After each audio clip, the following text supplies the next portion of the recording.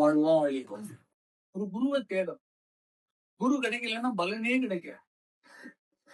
வள்ளுவர் பிரான் திருவள்ளுவர் சொல்வார், தனக்கு உவமை இல்லாதான் தாழ் சேர்ந்தார் அல்லால் மனக்கவலை மாற்றல. ரொம்ப முக்கியம். ஒரு குரு கிடைக்கணும்னு யார்ட்டையும் போய் குருவா சேரக்கூடாது.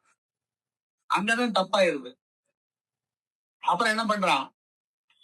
நான் எவ்வளவு வசதியா இருக்கேன், எனக்கு எவ்வளவு பங்களா வீடு இருக்கு, கார் இருக்கு, என் பொண்டாட்டி எவ்வளவு சோகா இருக்கா, நான் போட்டிருக்க சட்டையை விட இவரு சூப்பரா போட்டுட்டு இருக்காரு. என்ன நினைக்கிறான்?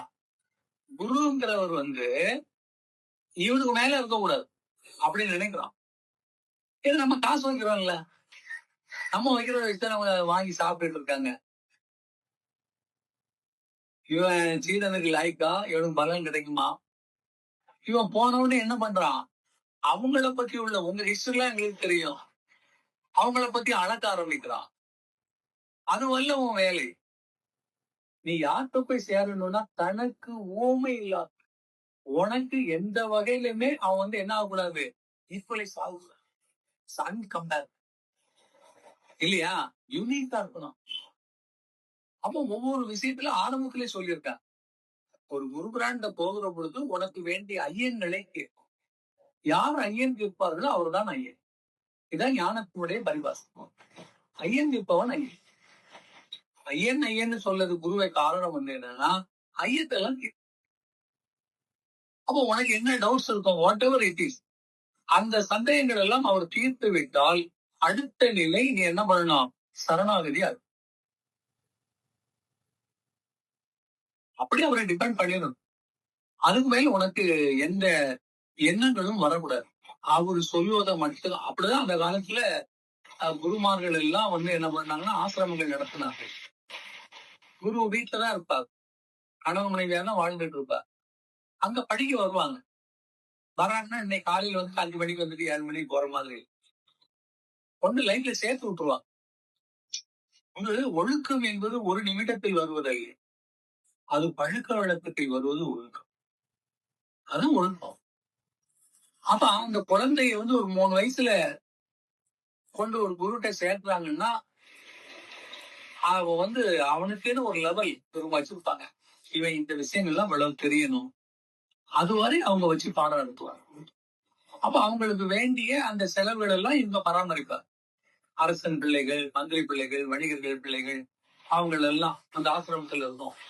அதுக்கு வேண்டிய செலவுகள் எல்லாம் இவர்கள் பொறுப்பேற்று கொடுத்து கொண்டிருப்பார்கள். அவர்கள் ஆசிரமத்துல அவங்க பராமரித்துக் கொண்டிருப்பாங்க. அந்த பிள்ளைகளுக்கு வேண்டிய கல்விகள் எல்லாம் சொல்லி கொடுத்து கொண்டிருப்பாங்க. ஒரு விஷயம் 2 விஷயம். அப்ப அதை தெரிஞ்சுட்டு அவன் வெளியில வந்துட்டான்னா ஒட்டுமொத்த மக்களுக்கு மத்தியில் அவன் என்ன பண்ணலாம், லைஃபை நடத்துவதற்கு தகுதி. அப்படிதான் அன்னைக்கு இறக்கி விட்டாங்க. அகஸ்தியர் கீழே 9 பேரு சீடனாக இருந்தாங்கன்னு வரலாறுகள் நிறைய. ஏசு கீழே 12 சீடர்கள் இருந்தாங்கன்னு வரலாறு. ஒவ்வொரு குருமார்கள்ட்டையும். அப்ப அங்க இருந்து அவங்ககிட்ட கத்துக்கிட்டு, அப்ப அந்த கத்துட்டு அவன் போகக்கூடிய எப்படி இருக்கணும்னா, அந்த குரு அவனுக்கு ஓமை இல்லம். இவனை தெரியாதா, எனக்கு ஈக்குவல் தானே. குருவை கை நீட்டி பேசக்கூடாது, குரு முன்னால் பேசக்கூடாது, குரு பேசுவதற்கு எடை மறித்து பேசக்கூடாது, குருவை பற்றி மற்றவர்களிடம் பேசக்கூடாது, மற்றவர்கள் குருவை பேசுவதற்கு அனுமதிக்க கூடாது. உள்ள நிறைய விதிமுறைகள்.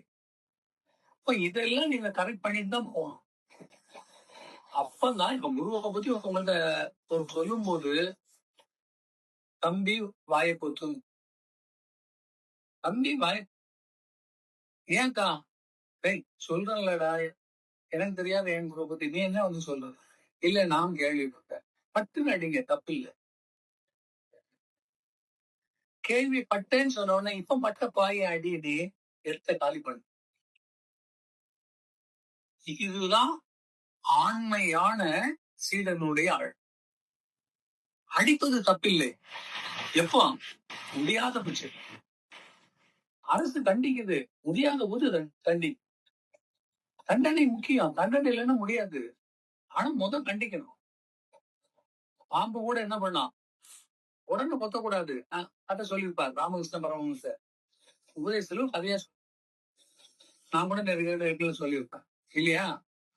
பாம்பு சீரணும். சீரனா தான் பயப்படுவான். இப்ப நம்ம ஆளுகளே அப்படித்தான். வீட்டுகள்ல பாருங்க,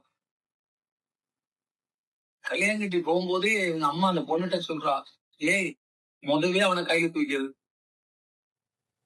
ஏப்பா, போன உடனே அவன கையில தூக்கிறணும். தலையை ஆட்டிக்கிட்டு அப்புறம் நீ இல்லைன்னு சொன்னா அங்க எடுபடாது. அவன் என்ன சொன்னாலும் அதுக்கு ஒரு படி நீ மேல பேசு. இவளும் அதே போல வீட்டுல வந்த உடனே படு தூங்குறா. அவன் எந்திரிச்சிட்டான். ஏய், காஃபி எங்க? வந்தா எழுப்புனா, யோ, என்ன காஃபி? என்ன டீ கடையா? வாங்கிட்டான். என்னடா நாளே? இல்லம்மா, காலையில டீ குடிக்க பழக்கம்லாம் உங்க வீட்டுல உண்டா? இருக்கு இருக்கு.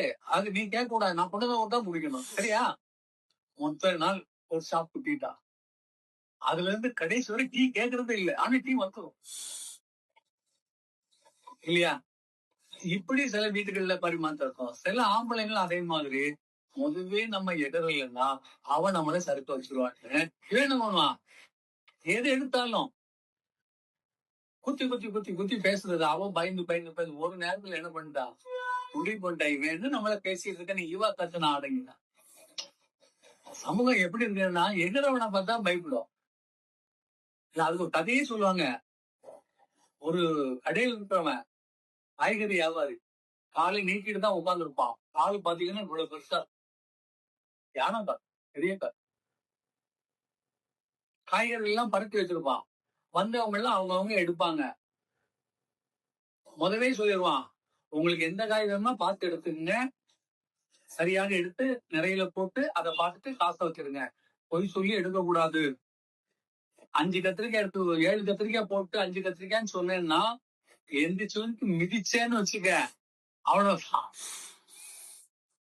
அவன் பொம்பளைங்க இவன் காலை பார்த்து அவ்வளவு பெருசா இருக்குது இல்லையா? எந்திரிச்சு மிதிச்சா என்னத்துக்கு அவன் சட்னி ஆயிடும்னு சொல்லி எல்லாம் ஒழுங்கா போய் சொல்லாம பண்ணிட்டு இருக்கு.